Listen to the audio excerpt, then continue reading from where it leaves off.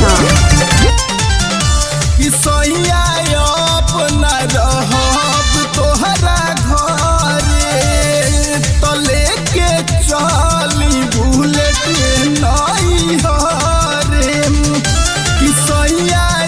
अपना रहब तोहरा घरे तो लेके चली बुलेट नहीं हरे कितना सुनाला से फाटे मोर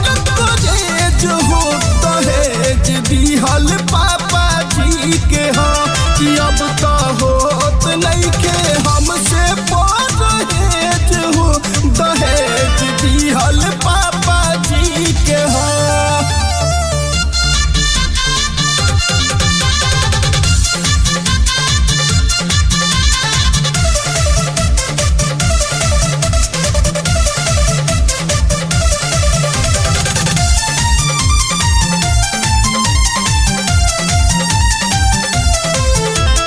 लेके बुलेट मोर सजनवा हो मन लगला नवाब हमरा खातिर राउर गाड़ी हो होई चाले खराब गाड़ी हो होई चाले खराब लेके बुलेट मोर सजनवा हो मन लगला नवाब हमरा खातिर राउर गाड़ी हो होई चाले खराब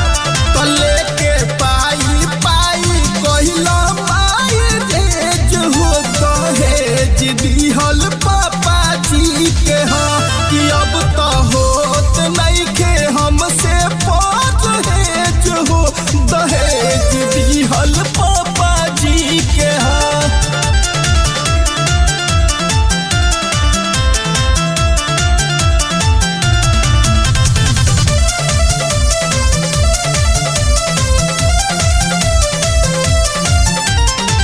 राजा हमारा के नैहर पहुँचाई सास ससुर देवर ननद के तन हमसे न सहाई